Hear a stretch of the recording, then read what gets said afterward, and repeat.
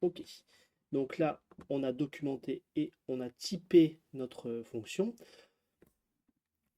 Je propose maintenant au lieu d'utiliser les assertions, qu'on utilise test mode. Donc pour ça, on va importer from doctest, importe la fonction test mode. OK.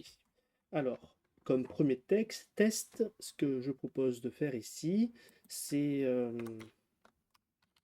marquer test et exemple. Donc, ce qu'on va dire, c'est que si on crée E0,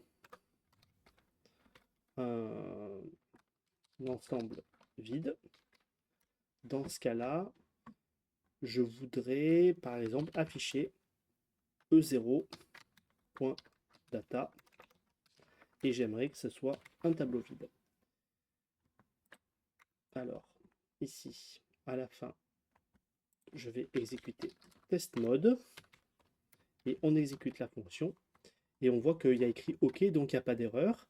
Si ici je fais une erreur comme ça, on voit que là il y a une erreur. Donc en fait, test mode sur la création, il a fonctionné.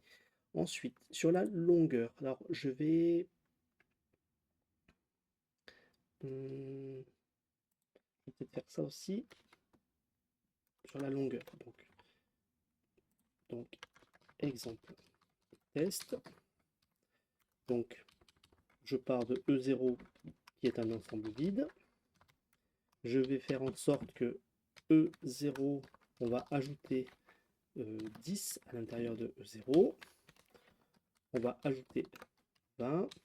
On va ajouter 30. Et j'aimerais afficher E0.longueur. Et si tout va bien, je devrais avoir 3. Donc là, je vais faire une erreur, je vais écrire 30. On exécute. Et là, il y a une erreur un peu plus longue, oui, parce qu'en fait, longueur, c'est une méthode. Donc il ne faut pas oublier les parenthèses. Voilà, donc ici, j'exécute longueur. La bonne réponse, c'est 3. D'accord. Donc du coup, ça fonctionne. Alors, je peux le faire ici d'ailleurs. Donc ici, ça doit être 0. Ici, la longueur, ça doit être 1. Ici, la longueur, ça doit être 2. Ici, la longueur, ça doit être 3. Et on va supprimer un élément. Donc ici, je vais faire supprime 30. Et dans ce cas-là, j'aimerais que la longueur, ce soit 2. J'exécute et on voit qu'il n'y a pas d'erreur, donc ces tests fonctionnent bien. Ensuite, contient test et exemple. Donc on va créer E0, un ensemble vide. Et on va vérifier que E0 ne contient pas 10. Donc dans ce cas-là, ça renvoie false. Et sinon, E0 contient 10 doit renvoyer true. Mais auparavant, il faut que j'ajoute E0, 10 dans E0. Donc, j'exécute. OK. J'ai toujours OK qui apparaît, donc ce code est correct. Ajouter un élément s'il n'y est pas. Test et exemple. Donc on en a fait plein d'ajouts, hein, mais bon, je refais l'exemple quand même. Donc je crée un ensemble vide. Donc on peut vérifier que la taille vaut 0. Donc le 0.longueur, dans ce cas-là, c'est 0. D'accord, ça fonctionne. Et maintenant, je vais ajouter un élément. Le 0.ajoute, j'ajoute 10. Et je vérifie que la longueur, elle est passée à 1. Et je vais réajouter encore 10. Et je vais vérifier que la longueur est toujours égale à 1. J'exécute. OK, ça fonctionne. Regardez, ici, si je mets 2, j'ai une erreur. Donc, j'ajoute 10, la longueur c'est 1, la taille c'est 1. J'ajoute encore 10, c'est encore 1 parce qu'il n'y a pas de doublon dans un ensemble. Et on va aussi afficher E0, tout str. Et donc là, ici, ça m'affiche bien l'ensemble E avec 10 comme ceci. Donc c'est ça que j'aimerais que ça renvoie. Non, j'aimerais que ça m'affiche comme ceci. Pardon, accolade 10.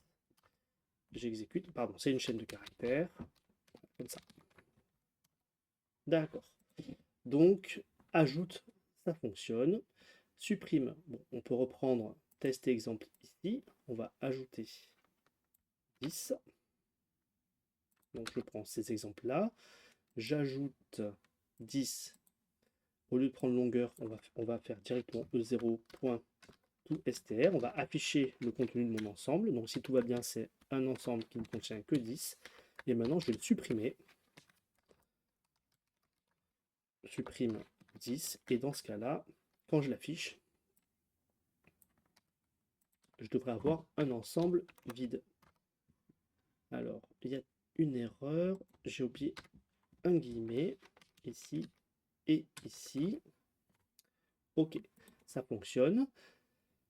On peut refaire encore une deuxième fois supprimer 10 et on peut voir que ça change rien.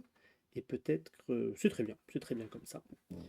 Et tout STR, ben, des tests de tout STR, on en a fait plein en fait, hein. On va les reprendre tout simplement. Et voilà pour les tests unitaires. Maintenant, je peux supprimer mes assertions.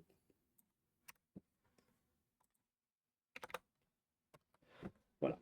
Et donc, j'ai bien ici maintenant ma classe qui est testée automatiquement avec doctest.